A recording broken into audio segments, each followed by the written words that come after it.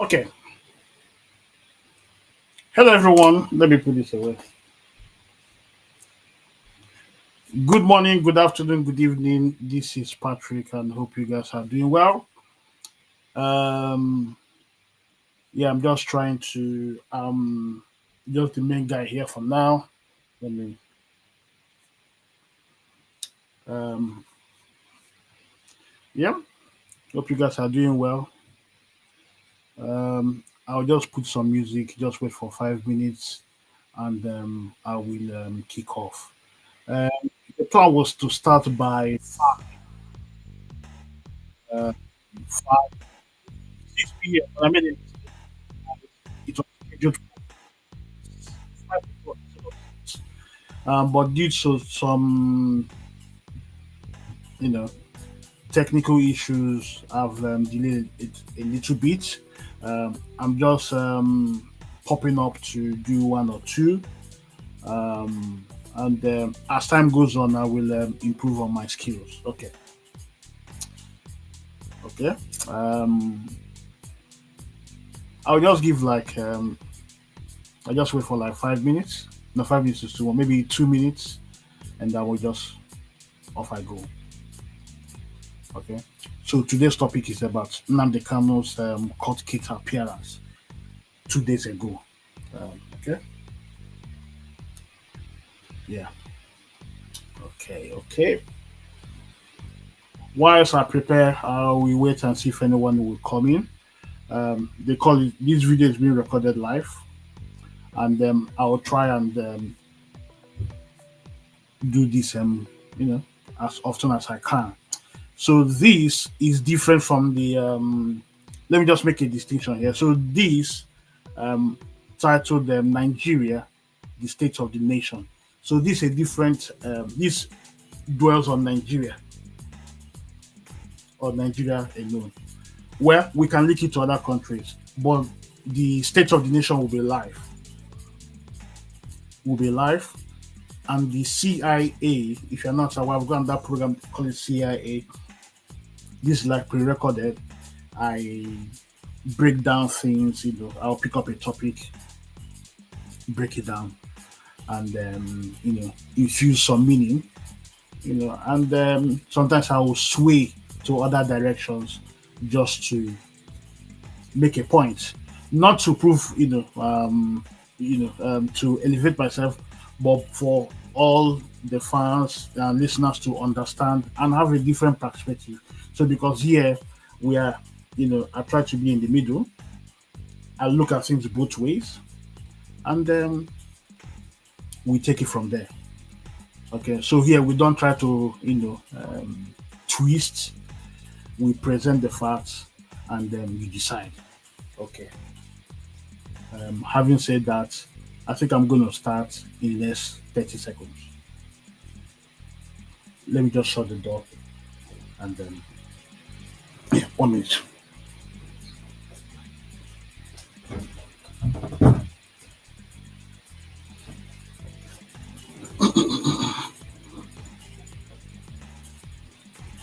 Okay, here we go.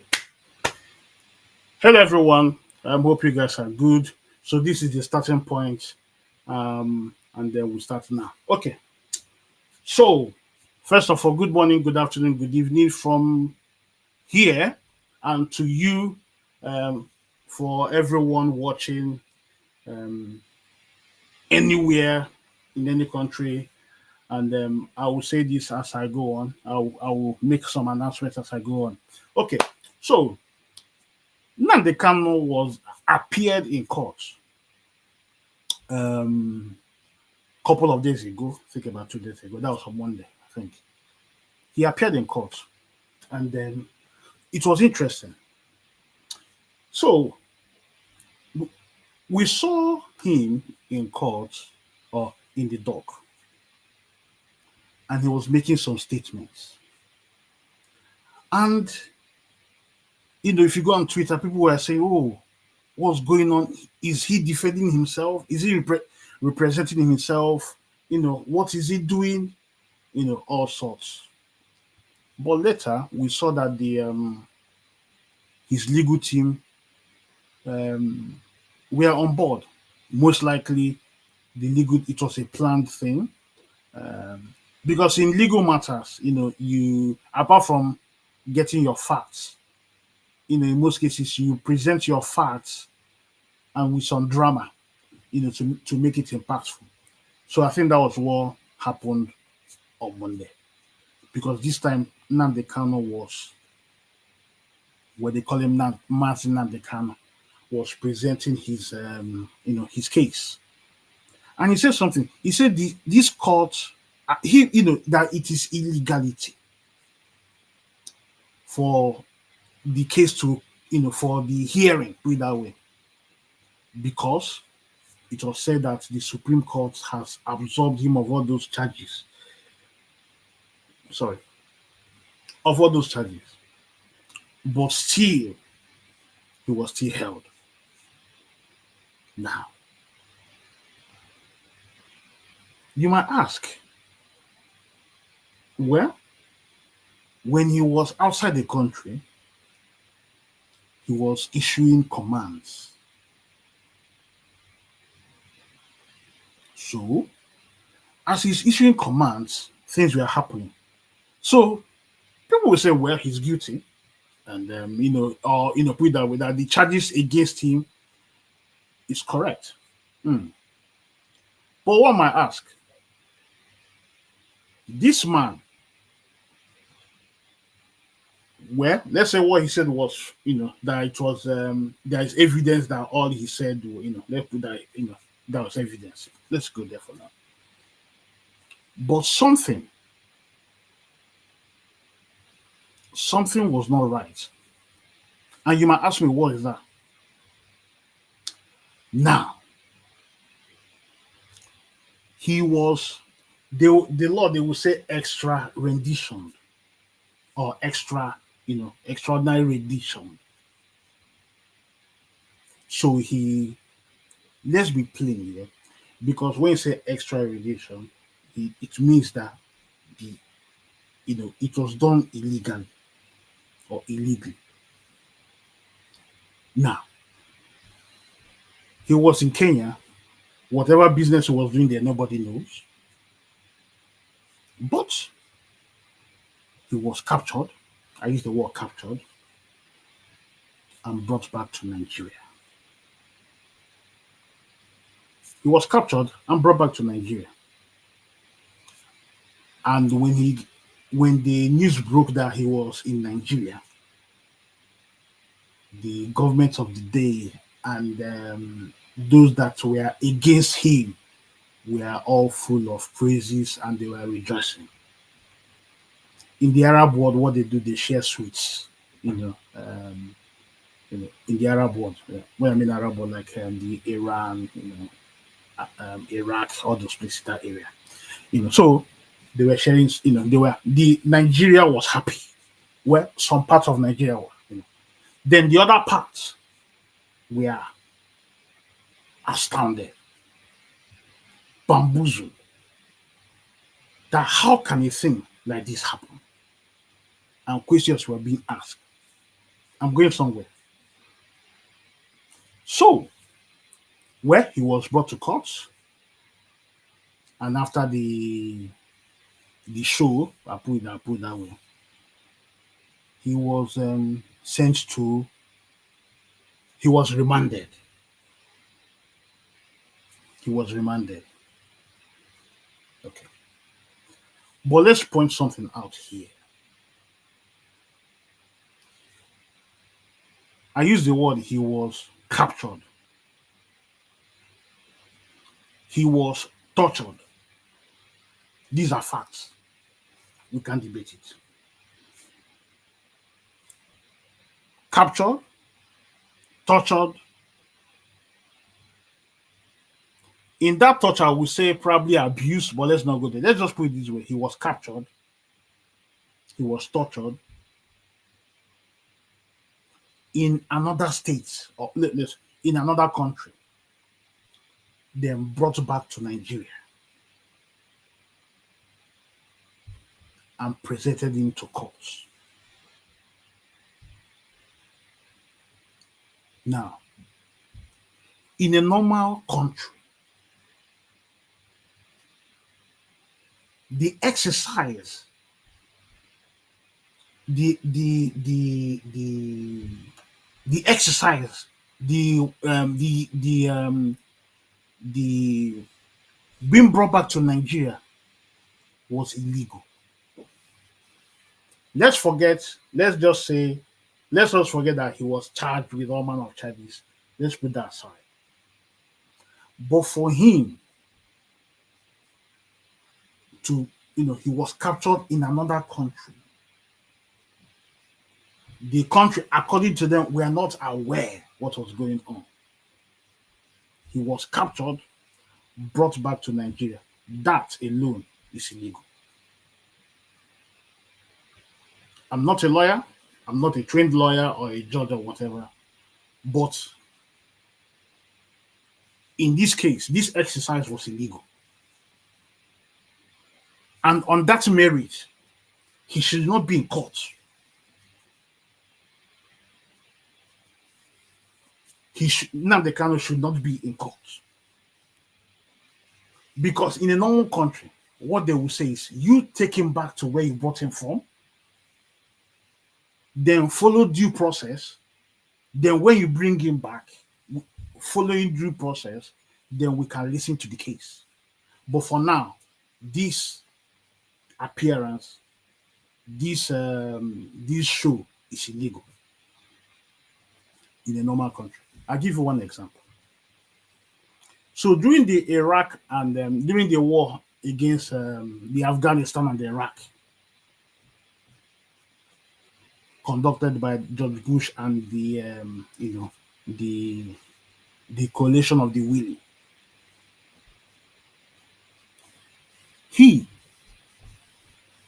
what they did. So all the terrorists that were captured, you see, they couldn't bring. Normally, they would have said, okay, the British, okay, bring them to UK, let's interrogate them.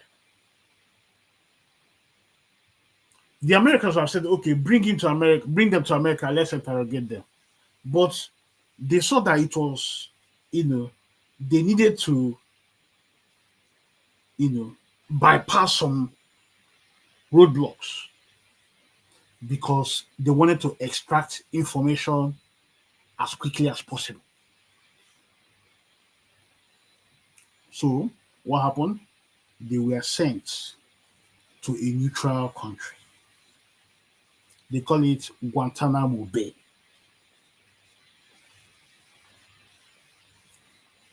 They brought him there. They brought the terrorists. They were brought in there in this little island in Cuba, outside of Cuba. So in that place, the American law and the British law, sorry, the American law does not extend to that area. So let me know. Let me. So this place was set up, and they were sent there, and that's where they were tortured. Because by law, they couldn't torture these guys in Britain or in America, because by torturing, the charges against that person would be dismissed because he's been tortured. So what they did, they took them to Guantanamo Bay and they were tortured. Some were waterboarded, some were starved, all manner of some they'll put them in the room and play loud music. Some of them went crazy because the correlation of the willing needed information as soon as possible because they were determined to get Osama bin Laden. That's what happened. So when they were tortured, they extract those information, then they use it in the battlefield to advance their cause. Yeah.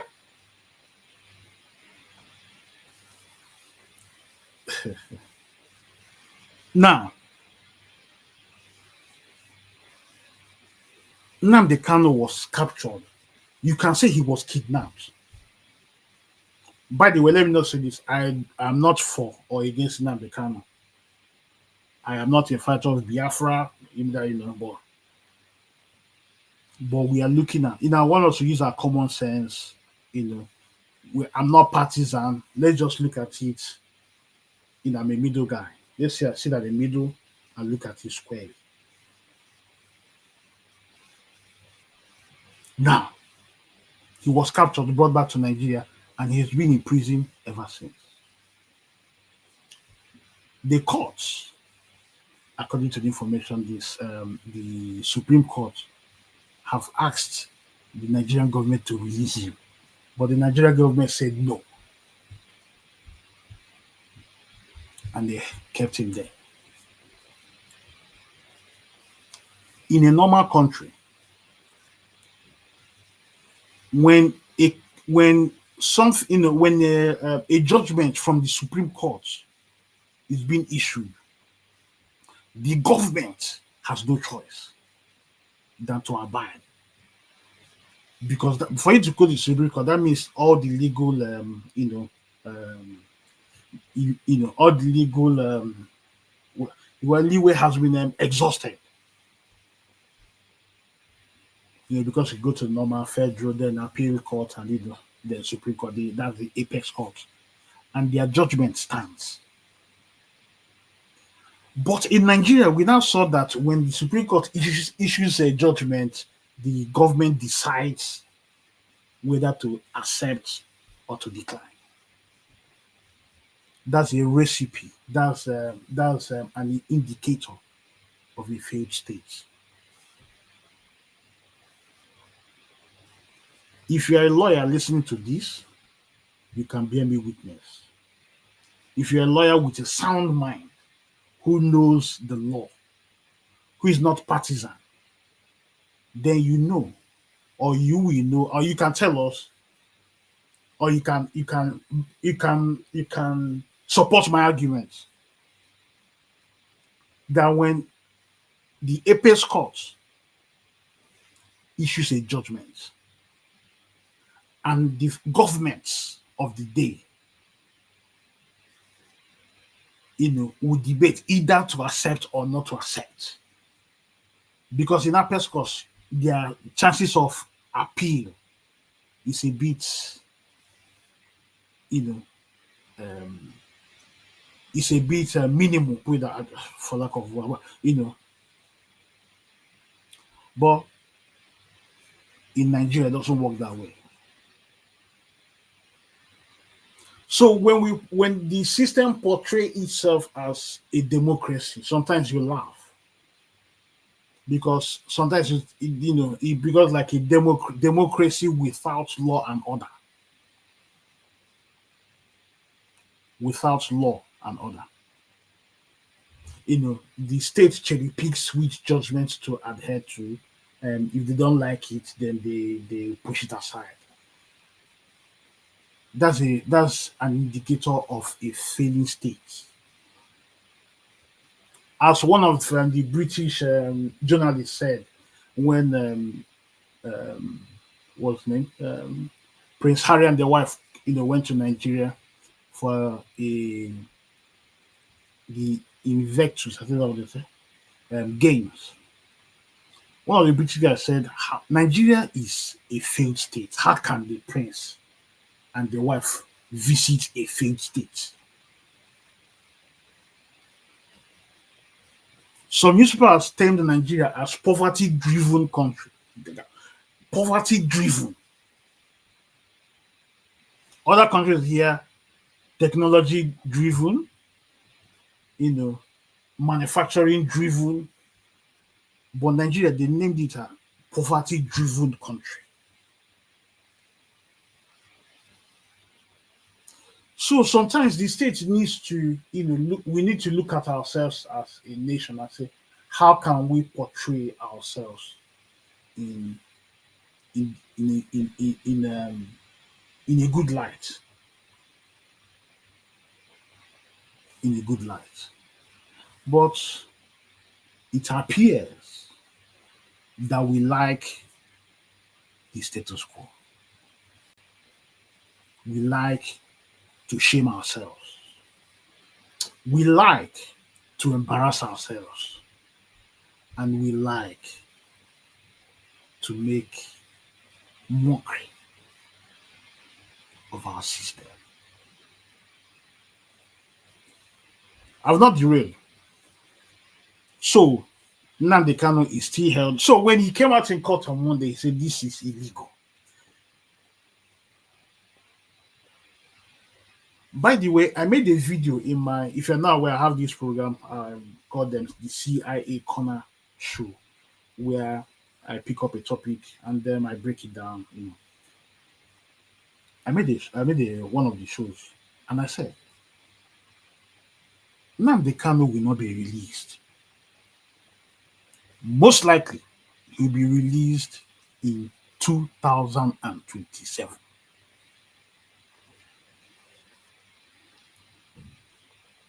You might ask me why. And I will say this is the reason why it might happen. Nnamdi Kanu is the key to the southeastern region of Nigeria. And for Tinubu to win the 2027 election, he will need Nnamdi Kanu. Because if Nnamdi Kanu declares or supports Tinubu, the election is over. Tinubu will win the election easy. I don't want to go. He will win the election easily.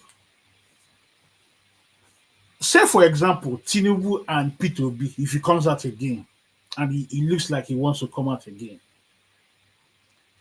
Nnamdi Kanu, you shall put it this way, Tinubu is in charge. If Tinubu wants Nnamdi Kanu to be released today, he can do it. But what does he tell you? The courts in Nigeria and the judges, some of the judges,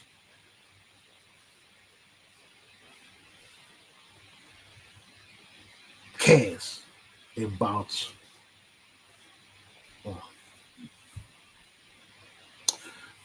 let me come again. I'm trying to be careful.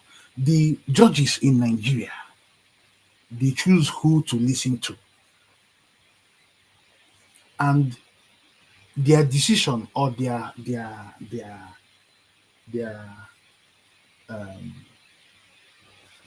for them to choose who they want would determine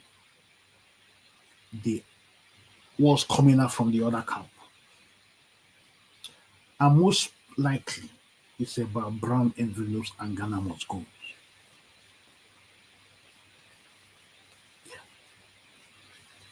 Let me not derail. Let me come back to Nnamdi Kanu. So Nnamdi Kanu says this meeting, this show is illegal. And people say, oh, he still has that energy, even though he's been in court for years. He still has that energy to, make his submission, put it that way. But I'll say this, because you've seen over the months, they will put a date, then the judges will go back, then they will put another date, they will come in, they gather with their robes and whatever cameras, the Igbos will come with their regalia, their beads and walking sticks and all manner, and then after the thing, the judges will put another date. They will come back, rehearse as usual, make some noise, put on some perfume, come there, and they will put another date, and so it will go, and it will go. But that tells you Nigeria is a funny place. Or the question I will ask, This drama, these the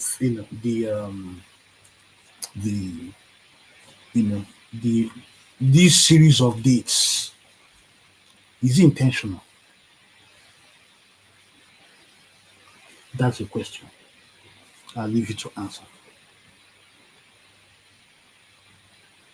I'll leave you to answer. But in closing, I will say this.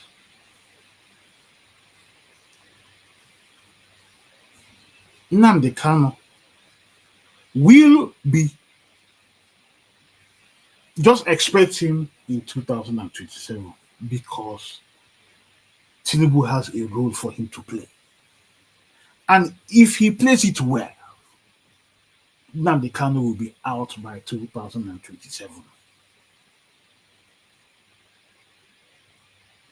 Yeah, I said that. Nnamdi Kanu will be out by 2027. Because I think Nnamdi Kanu is the key for Tinubu if he wants to win the next election. Because he will make it easy.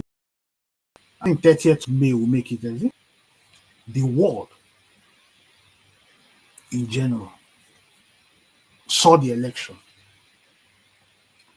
and many believed that the election was not free and fair. And that was a dent to Tinubu's government. And they every effort to correct, to alter that image, will play that key. Because it is at the moment, as it is at the moment, Tinubu has captured the north.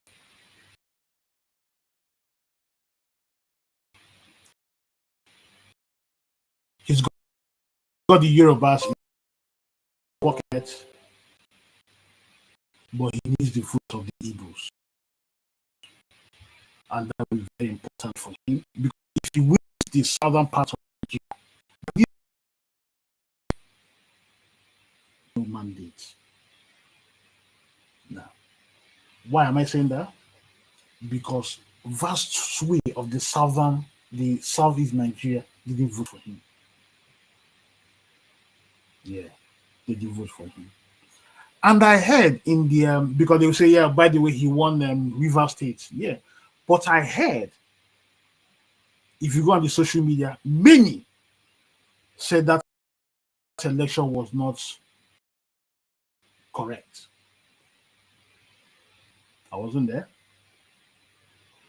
and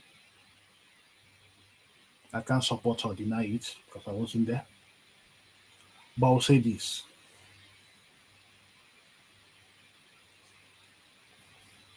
Nnamdi Kanu has got a role to play in 2027.